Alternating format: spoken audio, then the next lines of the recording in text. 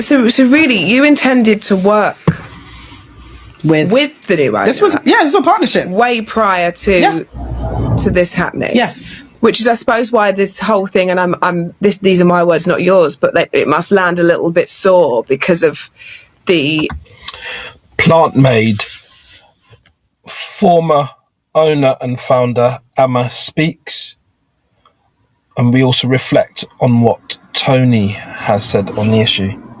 So I've taken some time, and I certainly sat and watched through the whole Ladies Who Launch interview that I think Rochelle partnership and the kind of Rochelle Humes of the Saturdays, I think that she you is. perhaps and I must say it was an interesting watch. It was an interesting watch. I kind of feel that there are probably a few kind of unanswered questions. I mean, there's talk of contracts and heads of terms in relation to when the time period after the administration had already taken place, when Anne was still in the business, maintaining orders and that sort of thing. And kind of really trying to understand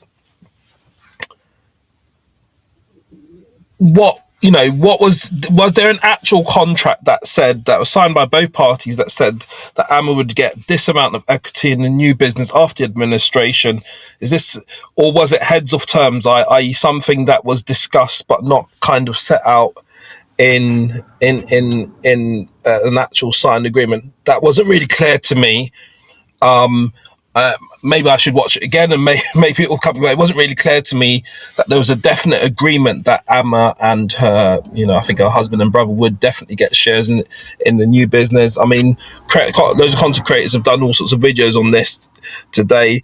But one thing I would say is that I appreciate what's been said about a company building up debt. I think Toni said that the business was taking on 50,000 debt every month or something like that, or something along those lines anyway.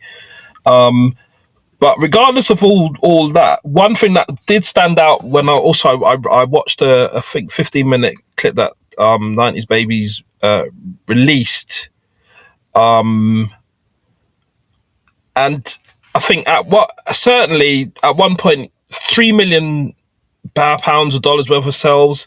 Then at one point there's £7 million pounds or dollars worth of sales, and then across the period, I think Toni said there had been at least $50 million worth of sales. Now, regardless of a debt situation, I guess obviously the aim of business is to make a profit, and that is without doubt. The aim of business is to make a profit. However, being able to generate that amount of sales in any business is a good thing, but it's also better if you have profit. But maybe sometimes, in order to establish the brand, you get your product out there as much as possible, so that then eventually you can get a 10% or maybe a 20%, hopefully a 40 or 50% off that the turnover as profit. Because ultimately you might have 50 million, but if it's all turnover, it's not really a business in a sense, because you're not making profit. The aim of business is to make a profit. So I appreciate, some that I've heard critiques of both. Some people feel that Toni's coming and taking the business away from the young lady, but how it's broken down is, in fact, the business was in administration, and he bought a business that had gone through an administration, and it's as simple as that. And neither, and I've heard Amma say it now, Amma doesn't agree that the business was stolen from her, and neither does Toni agree that the business has been stolen from her, despite what may have been circulating across social media. It's just simply a case of the business had debt issues, and it was about to go into administration. Then a sort of pre-pack or an arrangement was made for Toni to purchase the business for 30,000, and that's exactly what happened, or would have gone into administration. From Amma's point of view, obviously she's founded the company. It would have been nice to stay on. She had some good ideas. She said she even made £80,000 in the time. But during the time period Toni had become a new owner, what wasn't really clear to me, Amma suggested that there was a period of time when he became a new owner that he was unavailable, and then shortly thereafter she was receiving a letter asking her to leave the business.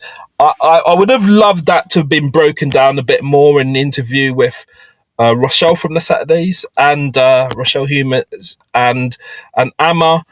That would have maybe given us a bit more detail on that. That would have been helpful.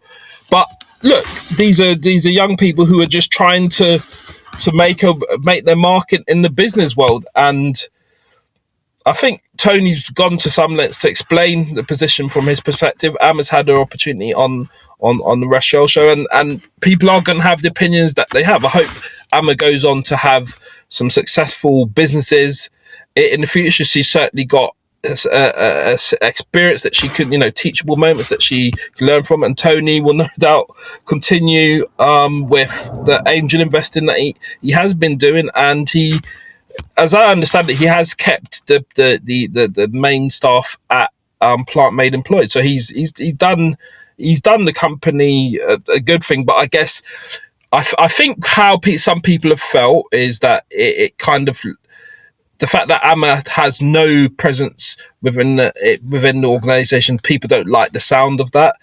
But equally, as Amma pointed out, regardless of what anybody thinks, because she's the founder, she's going to be forever tied to that business, and that is a good point to make. But I thought I'd just revisit this. In my view, I mean, I'm just going to go based on what both Tony and Amma said. The business wasn't stolen. There was from Amma, even Amma says it wasn't stolen. Amma did feel that she might want it, she would have wanted to have the equity in the business. And I think from Tony's perspective, I'm not sure about control, but it seemed that Tony wanted to move forward with a clean slate, and that's simply what happened. But look, let me look and see what some other people are thinking about this matter. Sorry, just to update as well. I did finish watching majority of the video. Big up low-key Pesh. Or the podcast episode with Rochelle Humes and Amma, the founder of Plantmade. From what my understanding is of this, it seems like the new owner reneged on the deal that they had, which was she said that she said her understanding that the owner reneged on the deal. What was that deal? Go on. I think equity was meant to be shared amongst her, and I don't know if it was also the other people working at the company, if they were, and she was meant to also stay on to the company as well. Okay, so equity shared and stayed on. Yeah, I did establish that from what I was watching on the Ladies Who Launch podcast with Rochelle. Despite there being a new owner that's brought on board, she also said the man that is the current owner was also, I think he was either invited to the wedding or was at the wedding as well, so it felt like a betrayal when he kind of tried to... Okay, I mean, I don't know, I'm not going to get into all of that. That's personal business about weddings and stuff. I can't get into any of that. But yeah, I think the point that she was making was that they were close for that to happen. Silence her, I'm assuming with an NDA or a legal document, so she couldn't speak out about the new arrangement. She said that she saw... That makes a lot of sense. I never picked up on that. So she's saying that there was some sort of NDA or legal agreement so she couldn't speak out. And to be quite frank with you, that might explain why people are still asking questions and wanting a bit more detail, even from watching that interview. And she may still be bound by the NDA and that non-disclosure agreement. And that's why she can't give all the detail about what happened, particularly once the business had been taken over. Like, the financial forecast, you kind of saw it coming in 2023 in regards to like the profit margins or whatever weren't looking too good. However, she still continued on. I think the issue that I would be having as a consumer would be the false advertisement as well with certain stuff that she was doing. Not saying that obviously she ran a good business and she did get it off the ground. And I don't know about that. I don't know about whether there's false advertising. I haven't seen any evidence on that. So you'd have to do your own research, and anything that's been said moving forward on this point is amazing. Anything being said moving forward on this point is allegedly. I've not seen that. I haven't seen what this lady's talking about in relation to that, but let her continue. But I'm not saying that I'm supporting what she's saying. I'm saying that I'm supported by any facts that I've seen, but no criticism to her. Maybe she's seen something that I haven't, but I haven't seen it personally. It was running, but I think the issue was her still advertising that it's $1 million business when she was 1.8 million in the hole. The other, I don't know. Did that happen? I mean, let's look at it. If it depends whether she said it's a $1 million profit business. So I think anybody who's saying that has to revisit what she actually said at the time. She didn't say it's $1 million profit business. Then saying it's $1 million business, technically, if you're making sales of $1 million, even though it might be turnover, it is still sales. You've managed to generate $1 million, but you also have your costs. So you can't say that you're in profit by $1 million. Clearly, I guess it's a question of semantics. It depends what she said. I don't know what particular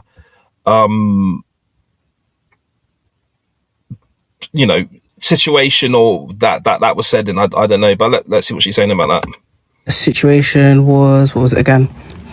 She said basically the price of everything started going up as well, and that, because obviously everyone was having issues with, I'm not saying it was mainly all manufacturers because they were doing all the stuff themselves, but the products prices were going up. And I think she said one of them went up by 50%, and she was still trying to, make it affordable to her customers. I think that also was a shortfall as well. She said that she was trying to get people to invest in the business. She said something about Gymshark as well, trying to get them to probably be investors or have some sort of interest in the business. It was hard. Okay, so she was trying to get partners. Well, I mean, she was doing her job. She's trying to generate investment for the business. I mean, that's commendable, surely. She then had to reach out to short-term lenders as well to kind of keep herself afloat. I will make one point though. Obviously, when you enter into debt arrangements, if you don't pay, they're going to come for the money. I mean, it's as simple as that.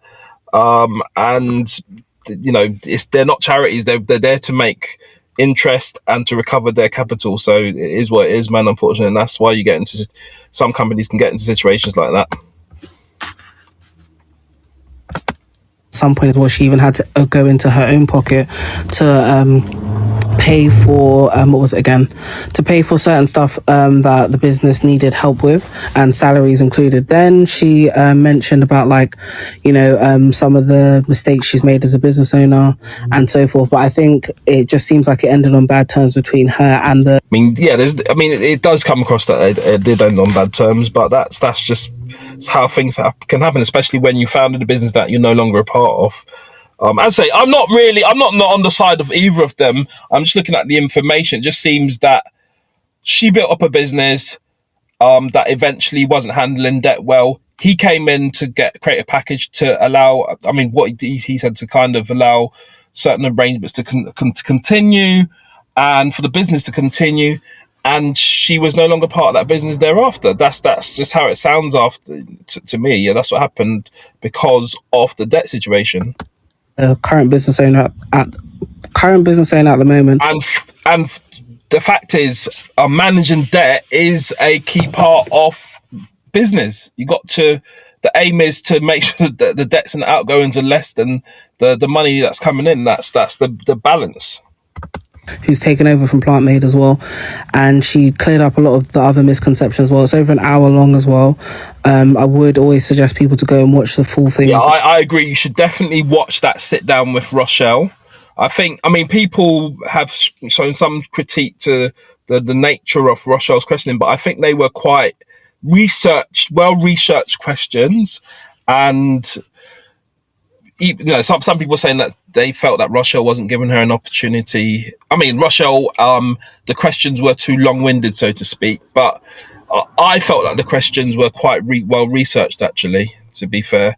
And Rochelle clearly knew what she was talking about, and she had knowledge of the business. Well, rather than just take that I've done on board, because there's a lot of stuff I missed out, because this was a few hours ago I watched it and I've been busy since then. But I do also. So that's one side of it. I'm big up this young lady. What's her name? Low-key Pesh, and I think she's got another video that I might come back to in a moment. Let's just get this clip. The question really is, how does Amma end up no longer part of the business? Yeah. I mean, the way people definitely want to know the answer to that question, 100%. Somebody's saying he's dancing around the question, but we'll see if he's dancing around or not. Let's see. is, right, like Clip from the 90s Babies show. Is if you put up the majority of the capital. Yeah, so you're majority shareholder or whatever. The 100% shareholder. Yeah. At this point. Well, He's saying he's brought the money. Okay, go on then. the investment group is 100% shareholders. Going back to the word being fiduciary of capital, I've put up capital. Other people in our community have put up capital. Other people that you might know and respect have put up capital. Therefore, okay, put up capital. I should point out as well that 90s Baby Show said that apparently Plantmade owed the money. Plantmade had been one of their earlier sponsors or something. I don't know. In those circumstances, would it be possible for Amma to go on to their show? It'd be good to see them having that kind of sit down with Amma, but maybe that will never happen, especially if they've been owed money in the past. all of us have a stake in this, and if it's becoming clear that the things that are required for us to go to where we want it to go together, and it's not aligned, then it becomes a situation of, although we envisioned. So they're saying that he's basically saying that they didn't have the same vision. That's basically what he's saying. I mean, okay.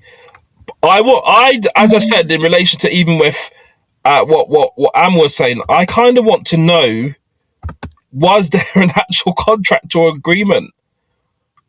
That's still not clear to me for her to get that equity and for her to stay on after the pre-pack. I mean, we may never know, because that might all be subject to a non-disclosure agreement. Working together, and that was genuinely the plan, is like wanting to show that young black people can come together to do a partnership. So they did plan to work together, but was there an actual contract or agreement that was signed between both of them for that to happen? That's what I want to know. Because I'll be honest with you, that's not really clear from either Toni, or maybe I need to watch more of it, or from Amma. I'm not really clear on that. To rescue a brand that we love, then it couldn't work, and it just didn't work. If that's what is required for us to move towards. Yeah, he's not answered the question that I want answered, which is, or in this clip anyway, which is, was there an agreement? What's this person saying? Lessons from Plantmade. Hope there's no music. This Plantmade situation has a very valuable lesson I think a lot of people are missing out on. So in the owner's words, she was ousted from the business, and the business reportedly had £1.9 million worth of debt. And according to Toni, at one point it was losing 50k a month. And not to be overly critical, because I think she done an amazing job with this business. However, the first major mistake that was made was not checking the intellectual property before she started this company. She was originally called it Planted, I believe, and had to change it. That's another angle. I think we'll move forward a bit more. I really want the focus to be on what she's saying in this interview. But let's listen to this clip. Stolen. The business was not stolen. There you go. So I had it in my other clip from my other video from Toni, saying that the business was not stolen, and big up, we are ladies who launch, which is where this all come from. Be very careful with the words here. If we're letting the internet talk, the story is a young black woman has had her business taken off her. I did what was best for everyone involved. Every team member would have lost their jobs. I was supposed to have equity into the business. When we relaunched, we couldn't get hold of the new owner for like 5. Okay, that's it. Go and watch the interview. That's what I would say. Come to your own view. I do drop your comments down below. I mean, I shared some of my views. Look, it doesn't matter what I think. I mean, I'm just here, just kind of looking through it. It's quite an interesting thing. There's Plantmade. Even Toni was saying that the products helped him. And clearly Amma said that she experienced what she did was it helped, the product she was using helped her own hair, and then it was a good way to showcase the products. I mean, hear what she's saying though. This should we be really villainizing the new owner? The situation like what we're seeing with Plantmade. Go on. Is everything starts so hopeful on both sides, on the investor side and the founder side or CEO side, and everyone's excited. Launch a star. About, the company and the deal, right? I hate that a founder or CEO has to put trust in an investor and oftentimes not realize that the investor's priority is not saving you and saving your company. The investor's priority is saving their money, right? So the Plantmade case is a little bit different, right? And definitely saving their money. I actually don't want to go into numbers at all. But yeah, we all know what it was, 1.8 million in debt to over 40 creditors or so.